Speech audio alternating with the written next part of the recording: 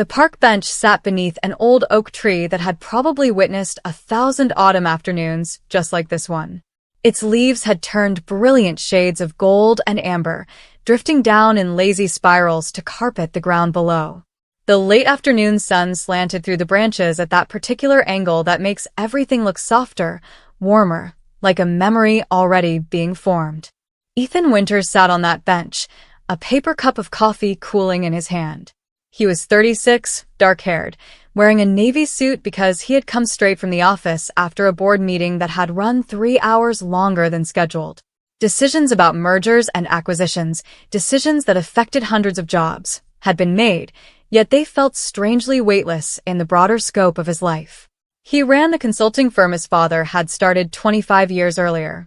In the last decade, he had tripled its size, quadrupled its revenue, and lost everything that once mattered along the way. He had lost his marriage. Sarah had said, quietly and without drama, "You're more married to spreadsheets than to me, Ethan." She had been right. He had lost touch with friends who now had toddlers and mortgages and lives that didn't revolve around quarterly reports. He had even lost the ability to taste coffee. It was just caffeine delivered in a cup. So there he sat, alone on a Thursday afternoon in October, having left the office early for the first time in 6 months, holding a drink he didn't really want, and wondering when his life had become something he needed to escape rather than live. He was deep in that gray fog of thought when he heard a small voice beside him. "Excuse me, mister." Ethan looked down. A little girl stood a respectful 3 feet away, clutching a handful of envelopes. She couldn't have been more than 5. Blonde curls caught the golden light. Wide blue eyes held a mixture of hope and caution. She wore a teal dress with white trim, white tights, and pink sneakers that had seen better days. "Hello," Ethan said, glancing around for a parent. The park wasn't crowded, but a few people strolled the paths. "Are you by yourself?" "No, my mommy's over there." The girl pointed to a bench about 30 yards away. A woman sat watching them, raising a hand in acknowledgement.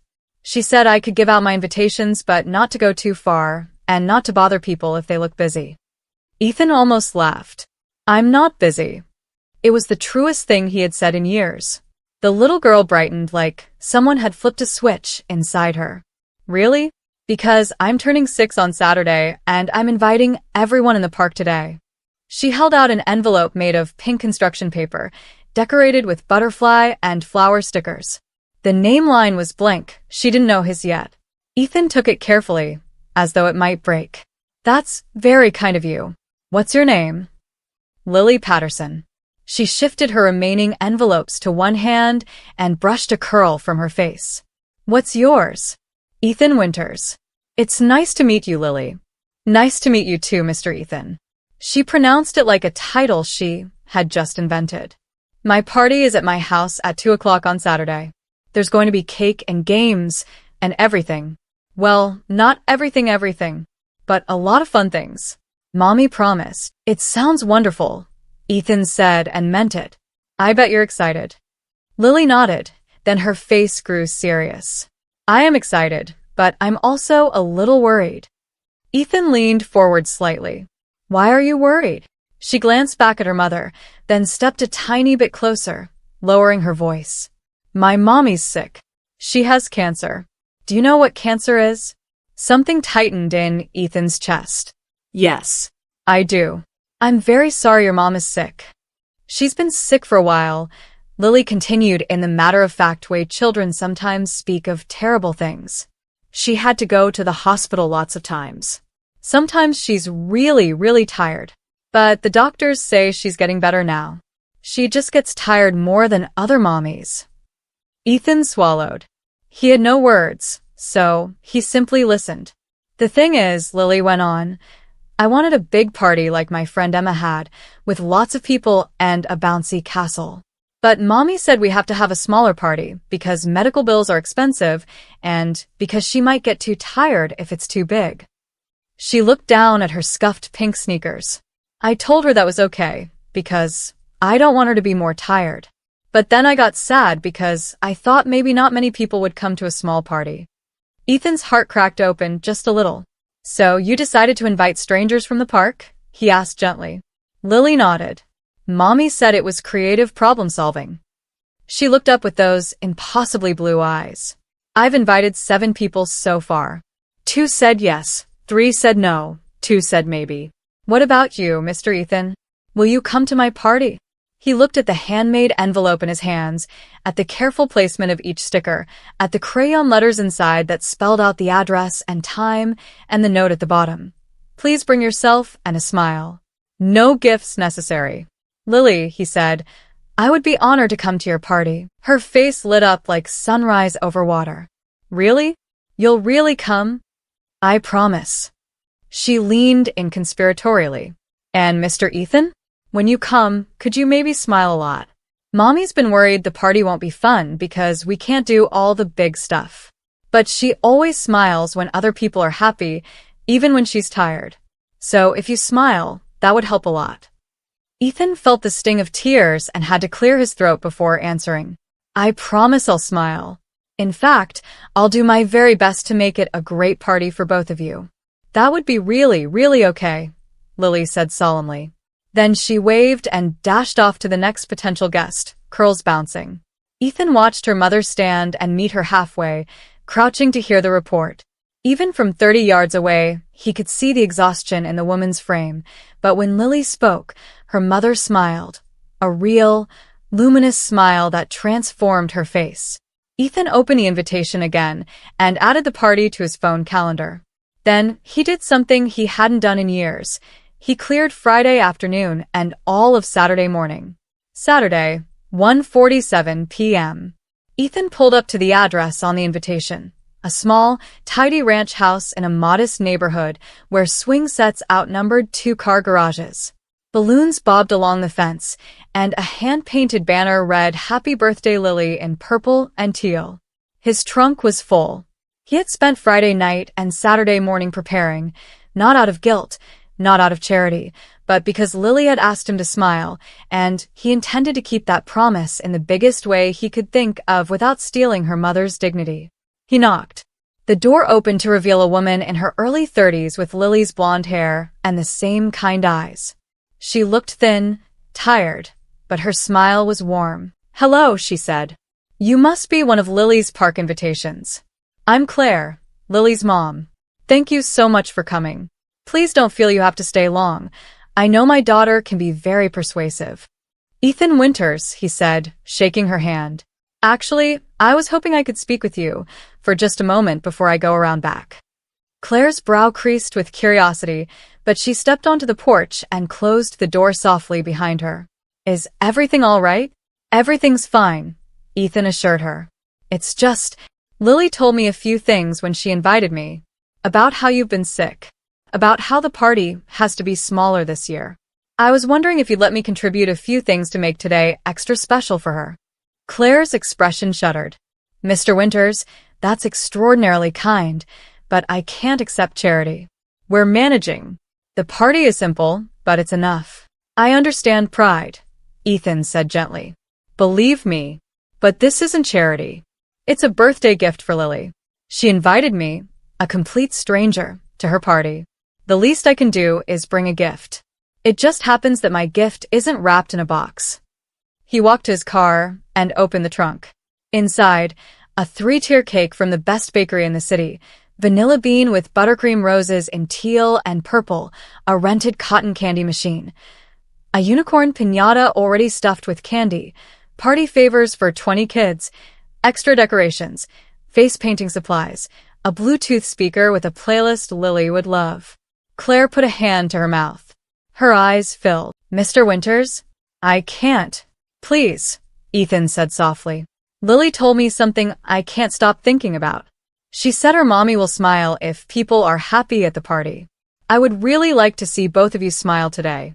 Let me help make that happen. Claire stared at the trunk, then at him. Why are you doing this? You don't even know us.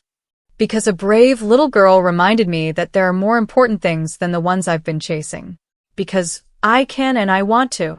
And because sometimes the universe puts exactly the right person in your path when you need them most, even if you didn't know you were looking. Claire wiped her eyes. You're going to make me cry before the party even starts. Happy tears, he asked. She laughed through them. The happiest. They carried everything around back together. When Lily spotted the unicorn piñata, she let out a shriek that could have shattered glass and launched herself at Ethan, arms around his waist. You brought a real unicorn. And cotton candy. I've always wanted to try cotton candy. Happy birthday, Lily, he said, grinning down at her. The party was magic. 15 children ended up attending, school friends, neighbors, and 3 park strangers who had said yes. Ethan ran games, spun cotton candy until his arms ached, painted spiders and butterflies and rainbows on small faces.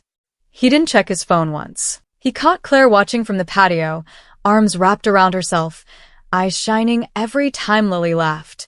When Lily blew out her 6 candles and looked straight at her mother with pure love, Ethan felt something inside him settle into place for the first time in years.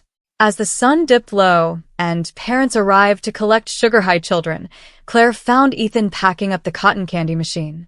I don't have words big enough, she said quietly. This was the party she dreamed of. I couldn't have given it to her alone. You gave her everything that mattered, Ethan replied. Love. Safety. The freedom to solve problems creatively. I just added sugar and noise. Claire smiled. You added presence. You are here, fully here, for every minute. That's a gift no money can buy. Ethan felt the truth of it settle in his bones. Can I ask you something? Claire said. Lily said you look sad in the park. Are you okay? He considered lying, then decided against it. I've been successful on paper and empty in every way that counts. Your daughter reminded me what actually matters. Claire's eyes softened. Being sick teaches you the same lesson, only faster and harder. Time is the only currency that matters. Not money, not titles, just time with the people you love, fully present. Before Ethan could answer, Lily ran up with a paper plate. Mr. Ethan, you didn't have cake yet. I saved you the corner piece with the most frosting because you brought the unicorn. He accepted it with ceremony. Thank you, Princess Lily. This is the best cake in the history of cake. Lily beamed, then pointed across the yard. Look, Mommy's smiling. I told you she would. Ethan looked. Claire was indeed smiling, tired, radiant, alive. And Ethan found himself smiling too. A real one. Over the following months, Ethan became a quiet fixture in their lives. He attended Lily's school play and sat beside Claire, passing tissues when the kindergarten sheep lost a cotton ball mid-performance. He brought groceries on weeks when Claire's energy was low. He took Lily to the park on Saturdays so Claire could nap. He never made a fuss. He simply showed up. In return, they gave him something priceless, a place where his presence mattered more than his net worth.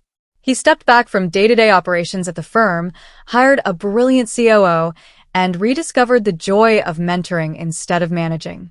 Quietly, he started a foundation that paid medical debt for families in treatment. He funded it anonymously. Claire had taught him that dignity is part of healing. 1 year later, almost to the day, Ethan sat on the same park bench under the same oak. Autumn again. Leaves falling in the same golden spirals. But this time, he wasn't alone. Claire sat beside him, healthier now, hair grown back thick and shining. Lily, now 7, pumped her legs on the swings, shouting, "Look how high." Claire slipped her hand into his. One small act of courage from a 5-year-old, she murmured, and everything changed. She changed my life, Ethan said simply. I was lost, and she found me with a pink envelope and a request to smile. Claire laughed softly. She thinks you're magic. Calls you her fairy godfather. The truth is the opposite, he said. She granted my wish. I just didn't know I had one until she showed up. Lily came running over, cheeks pink from the cold. Daddy, Ethan, push me higher. The word daddy slipped out naturally now, tested and accepted months ago. Ethan stood, heart so full it hurt, and pushed her toward the sky while Claire watched them both with the smile Lily had once promised would appear if people were happy. 6 months later, spring again. Ethan knelt on one knee on that same park bench, ring box open in trembling hands. Lily stood beside him, practically vibrating with the secret she'd kept for 3 whole days. Claire's hands flew to her mouth. "Claire Patterson," Ethan said, voice thick. "You..."